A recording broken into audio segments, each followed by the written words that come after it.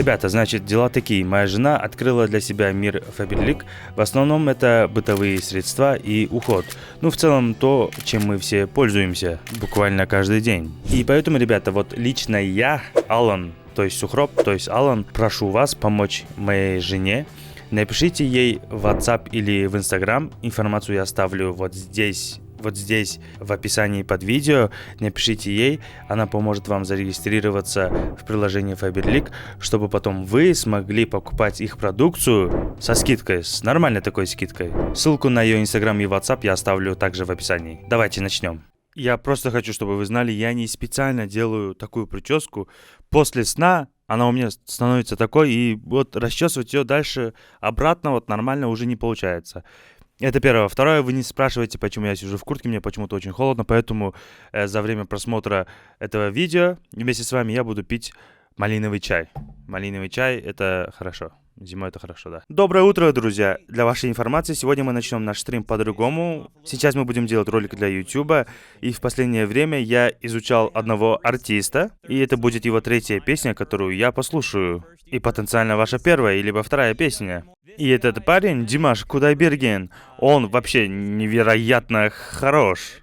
Я поискал видео, которое, по идее, должно показать весь его диапазон. И когда я впервые услышал его, в моей первой реакции на Димаша он показал такой диапазон, что немногие люди в этом мире смогут это повторить. И вторую песню, которую я слушал с вами, ребята, это была песня «Аве Мария», где он пел только в высоком регистре. И поэтому я хотел найти такое видео, где Димаш показывает весь свой диапазон. И поэтому вот Димаш с песней «Грешная страсть». Итак, ребята, этот парень, Димаш, у него самый большой вокальный диапазон в мире, и я в этом уверен. И если вы вдруг не слышали о нем, то я уверен, что ваша челюсть пробьет пол. Поэтому, ребята, если вы никогда не слышали Димаша, то подготовьтесь, вашу крышу снесут. И даже если этот жанр, который вы обычно не слушаете, вот не может быть, нет никакого шанса, что вам не снесет крышу из-за всех тех вещей, которые он делает. Особенно, когда песня называется «Грешная страсть». Прежде чем я начну это видео,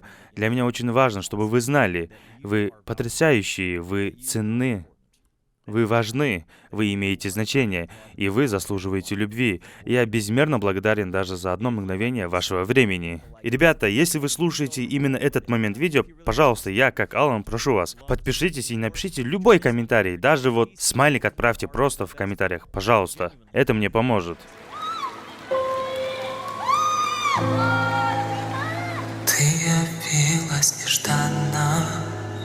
Good morning, my friends. Welcome to the Rooskies. Rooskies make our new friends feel at home. Как из лунного сна. О, если б знала ты, что мне нужна, только ты одна. Heck of a sign. It's lit up. Линии долгие лилии. You guys need some more sauce? Были ночи без сна, но в стуже сердце озарила, как весна. Только ты одна.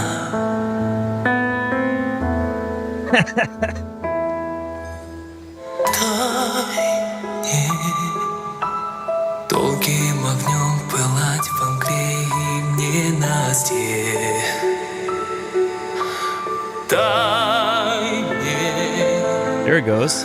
дай мне ночью и днем сгорать в костре грешной страсти.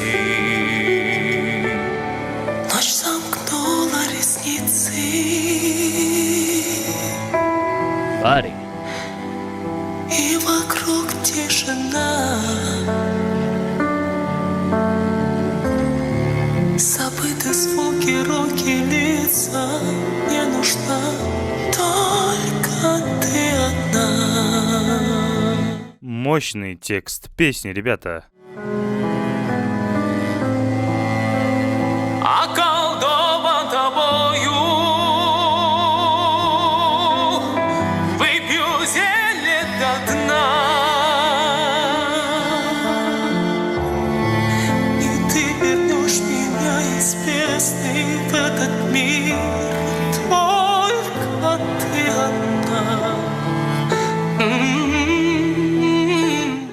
На каком языке он поет?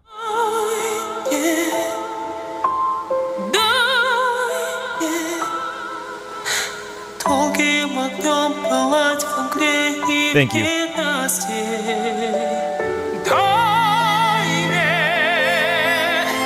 Дай мне ночью и днем сгорать в костре грешной страсти.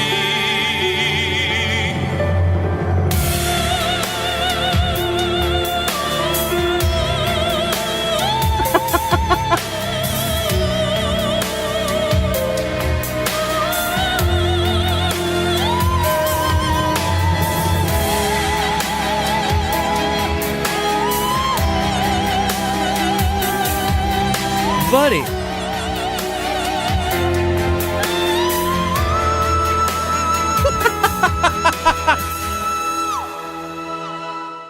Я хочу сказать одно, потому что в одном из моих последних видео про Димаша меня как бы немного захейтили за комментарий о том, что у него была вокальная обработка. И когда я говорю о вокальной обработке, я говорю о ней в контексте модуляционных эффектов. Я не говорю, что он использует автотюн. Я говорю о том, что кто-то, по сути, сделал следующее. Представьте себе гитару. Есть такая вещь, как педаль задержки. И когда вы ударяете по струне, вы слышите динь, а потом слышите это же еще раз, и еще раз, и еще раз. Из-за задержки. Динь-динь-динь-динь-динь. Ну, как эхо. А если вы делаете то же самое в стереозвуке, например, если бы я играл свои задержки в стерео, звук шел бы динь-динь-динь-динь, слева направо, от одного уха к другому. Именно так я их настраиваю. Его вокал имеет точно такой же эффект. И при этом главное, можем ли мы просто все согласиться, что нота, которую этот человек сейчас взял, это, да, сильно обработанный голос. Обработанный в том плане, что он же не сможет заставить свой голос прыгать от одного уха к другому, правильно? И в этом плане его голос обработан, да. Это же не был комментарий о нехватке у него вокальных способностей. И это точно не был комментарий об автотюне. Это было скорее о том, что здесь используются эффекты, и, честно говоря, для меня это делает вокал еще более креативным. И... это...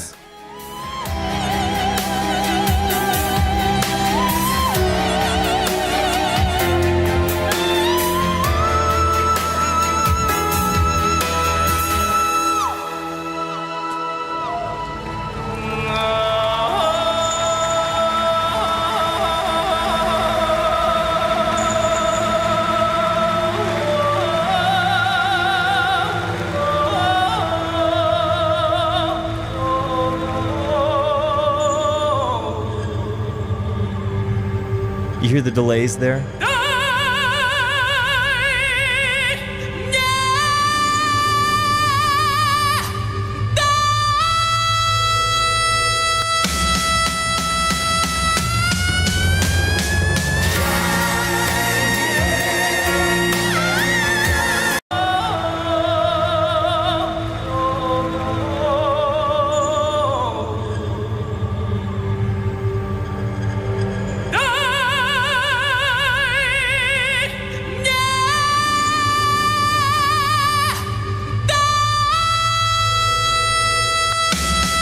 Why? Не может быть, что это наложенный голос.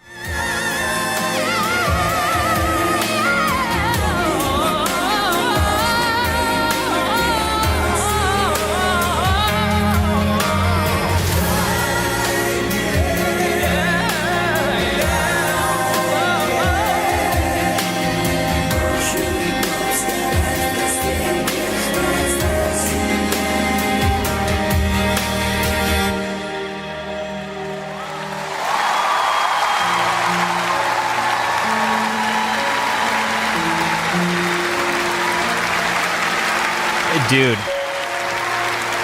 Итак, смотрите, из всего того, что я видел от этого парня, я действительно думаю, что все это кажется странным только потому, что очень сложно интеллектуально осмыслить саму идею того, что кто-то способен на такое. Понимаете, о чем я? Я говорю это как человек, который старается слушать это критическим ухом. Для меня это не звучит как автотюн. Мне кажется, что, возможно, опять-таки, на его голос накладывается компрессия. И даже тогда я не знаю, насколько сильная компрессия там есть, учитывая, насколько далеко уходит голос. Здесь есть задержки, да, но я думаю, что то, что мы слышим, это довольно жесткий, грубый, по-настоящему живой тейк. Под словом «тейк» тут имеется в виду его живой голос, то есть его живой, настоящий голос, просто там есть пару эффектов. Не автотюн, а компрессия, эхо, тудум-сюдум. Очевидно, что здесь есть студийная обстановка, это сцена, это какое-то шоу. Поэтому, конечно, есть влияние продюсеров и создателей шоу. Но чтобы делать такое, нужно быть колоссальным вокальным талантом. И помимо всего прочего, судя по всему, он может петь вплоть до D8 ноты, которая даже не находится на клавиатуре, на клавише пианино. Это нота за пределами стандартных клавиш. Это же безумие. Это реальное безумие. И я рад, что я углубился в его творчество, и во многом потому, что я просто никогда не видел, чтобы вокалист делал нечто подобное. Первое видео, которое я снял, это было SOS. Реально зацепило меня. Потому что я постоянно ловил себя на мысли, как вообще это возможно, поднять голос так высоко и при этом сохранить такой контроль. Об этом человеке можно сказать очень многое. И, кстати, его сценическое присутствие просто огромное. И те, кто из вас спрашивал, да, я подписался на его канал. И как бы там ни было, ребята, я люблю вас, спасибо, что вы здесь. Огромное спасибо за ту позитивную энергию, которую вы дарите мне и друг другу. Продолжайте быть лучшими. И до следующей встречи. Огромное спасибо за просмотр. Всем пока.